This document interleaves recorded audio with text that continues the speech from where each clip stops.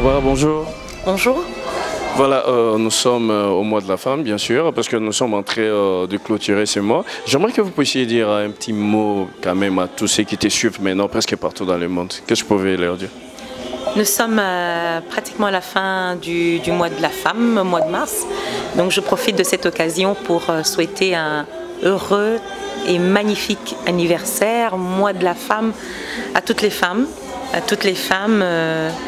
en Afrique et dans mon pays en particulier. Parce que la femme, la Bible dit que la femme est un don de Dieu. J'aime cette phrase qui dit que la femme, qu'on l'a tirée de l'os. C'est ça, non? On dit c'est la chair de la chair, l'os de l'os. Et donc la femme représente beaucoup de choses. Éduquer une femme, c'est éduquer une nation. La femme a une place prépondérante, importante, capitale. Elle mérite l'amour, l'affection, la tendresse, la protection. Et donc c'est tout ce que je peux souhaiter à toutes les femmes, les encourager et leur dire encore bravo, parce que ce n'est pas évident dans un monde aussi difficile, aussi complexe, de s'affirmer, de s'imposer, d'être respectée et de s'épanouir. Mais je dirais en général que la femme congolaise est une femme qui a toujours fait part d'elle, de différentes manières. Je vais commencer déjà par la musique, pour honorer mes aînés, puisque je suis artiste. Et donc dans le domaine culturel, dans le domaine musical, les femmes ont marqué l'histoire de ce pays et continuent de le faire. Donc je voudrais leur rendre hommage. Je l'ai souvent fait par ma voix, mais là je voudrais le faire de manière solennelle, dire encore une fois que ces femmes ne doivent pas être oubliées, surtout celles qui ne sont plus de ce monde. Donc je cite Abeti Masikini, Pongolov, Luesi Enga et bien d'autres. Je parle aussi de celles qui sont encore là et qui continuent à se battre pour faire parler de notre pays, pour faire en sorte que la culture ne s'éteigne pas. À toutes ces femmes, je dis merci. Merci pour tout ce que vous nous apportez. À celles qui viennent, à celles qui vont prendre la relève, merci pour tout. Je vais aussi saluer toutes ces femmes qui se démarquent dans la politique, qui se démarquent au niveau de certains postes. Aujourd'hui, on a des femmes qui sont à la tête de beaucoup d'entreprises. Il y a des femmes aussi qui travaillent dans la société civile. Il y a des femmes qui sont dans les œuvres humanitaires, qui se battent pour d'autres femmes, pour les enfants, pour les personnes en situation de précarité. Il y a des femmes aussi qui sont méconnues, qu'on ne voit pas, qui tous les jours travaillent dur pour nourrir leur famille, leurs enfants, pour qu'ils aillent à l'école. Et donc à toutes ces femmes, je dis merci. Et si je dois parler des femmes au Congo, je pense que c'est un sujet plutôt qui est général. Je parlerai plutôt de la femme noire qui doit faire face à beaucoup de défis, beaucoup de challenges, qui doit toujours travailler 2 fois plus, 3 fois plus pour qu'elle soit acceptée. On est dans une société qui est encore très très misogyne, où lorsqu'on est une femme, très souvent on est relégué on nous considère plus par rapport au physique. On nous cote plus par rapport au physique. Et on oublie qu'il y a des femmes compétentes, qu'il y a des femmes capables. Ce que nous voulons aujourd'hui, moi je n'aime pas trop le combat très très sexiste ou féministe, on dit il faut l'égalité. Je ne voudrais pas parler d'égalité, mais je voudrais parler de respect, de valorisation, de protection. Nous allons aussi parler du problème de violence verbale, violence sexuelle, où aujourd'hui les gens ne sont pas punis. Il faudrait qu'en 2019, que ceux qui commettent des viols, de telles choses, de telles atrocités soient punis par la loi. Il faudrait aussi qu'on parle d'harcèlement sexuel. Il faudrait qu'aujourd'hui les femmes soient capables de porter plainte pour ça et que les personnes aussi soient condamnées, parce que les femmes subissent beaucoup d'harcèlement sexuel dans le domaine professionnel, dans leur vie de tous les jours. On n'en parle pas. On a parlé du phénomène Ujana où beaucoup de jeunes filles aujourd'hui vendent leur corps parce qu'elles n'ont pas d'autres solutions, parce qu'on ne leur dit pas qu'il y a d'autres solutions, parce qu'elles n'ont pas d'autres possibilités. Et donc voilà des choses sur lesquelles nous devons aujourd'hui parler, dénoncer, sensibiliser. Voilà pourquoi beaucoup de gens répètent que le 8 mars n'est pas la journée de la femme, mais est une journée pour la lutte contre les droits, pour les droits de la femme. La lutte pour les droits de la femme. Donc ces droits-là doivent être appliqués dans notre vie de tous les jours. Il faudrait qu'aujourd'hui les choses changent et qu'aussi quand on travaille, qu'on soit rémunéré à notre juste valeur, pas juste parce qu'on est une femme. aussi, il faudrait que les femmes aussi changent la mentalité, changent la donne. Qu'elles montrent aux gens que ce n'est pas parce que je suis belle que je mérite quelque chose, mais parce que je suis capable. Parce que le physique, après, il est relatif. La beauté est relative. Voilà. Effectivement, les gens aiment ce que vous faites, surtout côté de la musique, la façon dont vous les faites aussi, les gens admirent. Mais du coup, on vous voit essayer d'embrasser cette carrière, la politique, une carrière assez très compliquée, on peut le dire ainsi. Qu'est-ce qui vous a motivé pour aller dans la politique? Parce que dernièrement, vous veniez aussi de postuler à la députation nationale.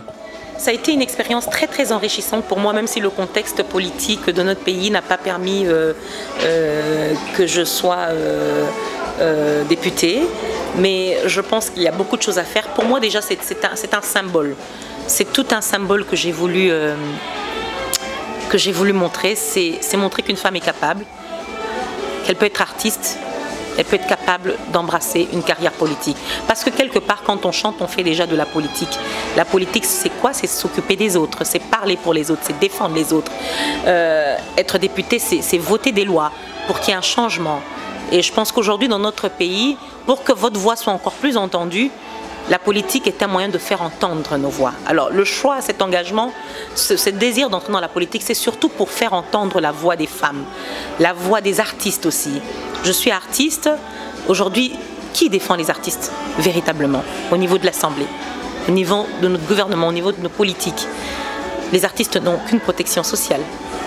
Les artistes ne sont pas rémunérés à leur juste valeur. Il est difficile aujourd'hui de vivre de son art. Combien de musiciens vivent de leur art? Et combien d'artistes vivent de leur art? Quand je parle de culture d'artistes, c'est autant les peintres, les comédiens, les acteurs, les sculpteurs, parce qu'il y en a énormément dans ce pays. Il faut savoir aussi que l'art, la culture est une industrie qui peut générer beaucoup d'argent.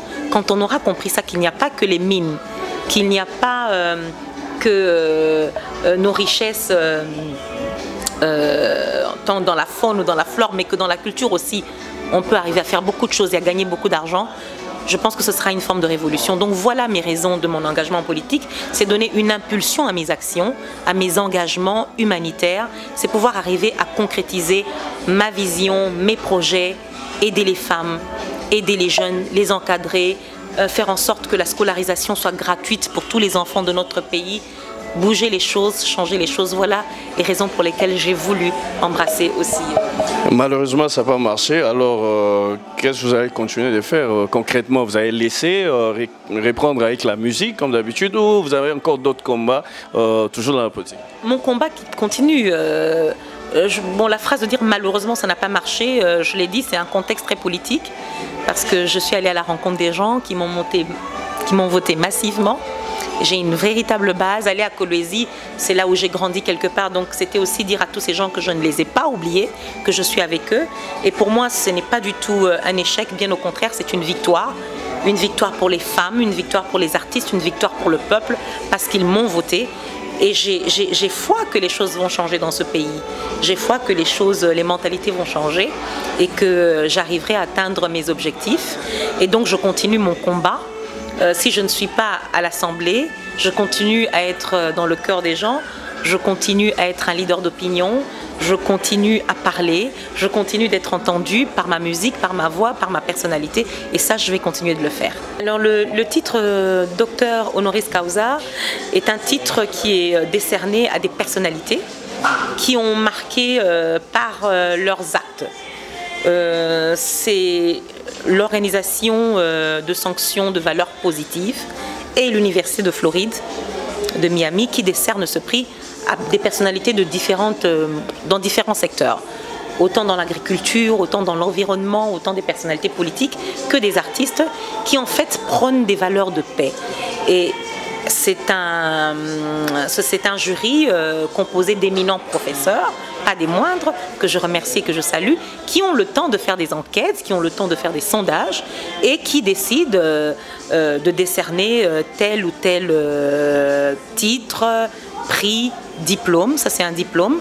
C'est une des plus grandes distinctions aujourd'hui dans le monde, surtout pour une femme noire, pour une femme africaine, de surcroît une artiste. Et donc, c'est un véritable honneur pour moi.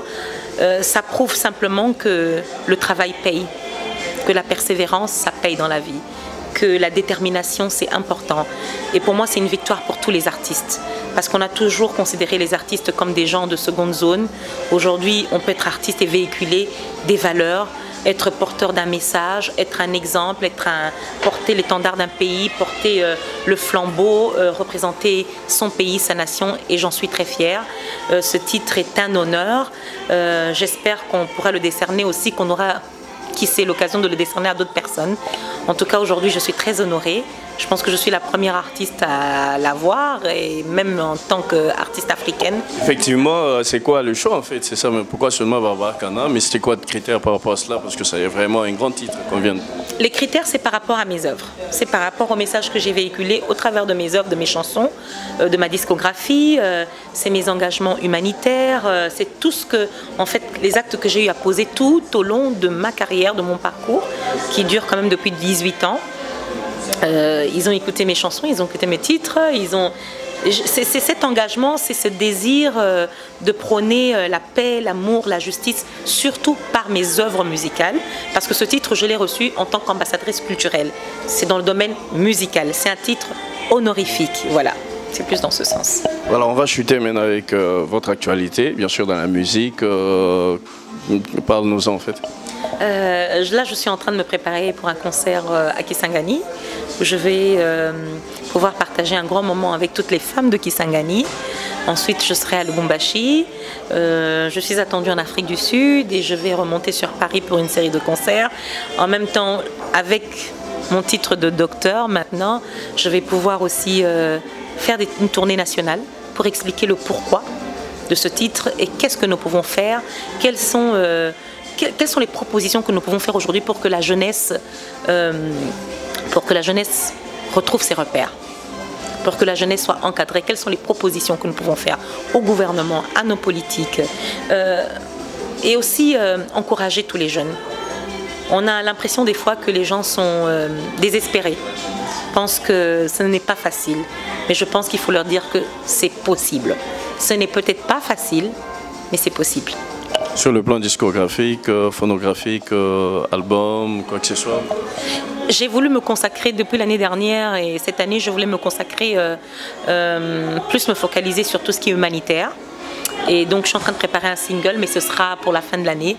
Là, j'ai vraiment envie de passer du temps avec les gens. La raison aussi pour laquelle j'ai choisi la politique, c'est d'avoir cette proximité avec les gens. J'ai fait 18 ans de carrière. J'ai fait beaucoup de scènes. J'ai pas eu le temps d'être proche des gens tout le temps. Et la politique me permet d'être proche des gens, de connaître leurs problèmes, leurs soucis, de mieux les comprendre et d'être moi-même. Je me suis retrouvée à Kolwezi sans strass, sans paillettes. J'étais la vraie Barbara. Et ça, je veux que les gens retiennent ça de moi. C'est vrai, je suis la diva, c'est vrai, je suis l'artiste qu'ils aiment, qu'ils écoutent, mais je suis aussi leur sœur. Je veux être proche d'eux. Et ça, j'ai envie de me consacrer ces quelques mois, être proche des gens, être proche des mamans, être proche des jeunes filles, être proche des personnes et leur dire que je les aime et leur dire que je suis là pour les défendre et que je veux être leur voix. On finit avec un dernier mot. C'est avec vous que nous clôturons bien sûr ce mois de la femme. J'aimerais que vous puissiez adresser un dernier mot à toutes les femmes, hein, exclusivement bien sûr. Bien sûr, à toutes les femmes qui nous regardent, qui nous suivent, vous dire merci, vous dire bravo, vous dire que je vous aime et vous dire que vous êtes exceptionnelles. Vous êtes des femmes de valeur, vous êtes des femmes d'honneur. Continuez, soyez fortes et surtout gardons cet esprit de solidarité, d'amour parce que ensemble nous sommes plus fortes. Merci Barbara. Merci beaucoup, merci à Voilà Night, merci à toi Carlos.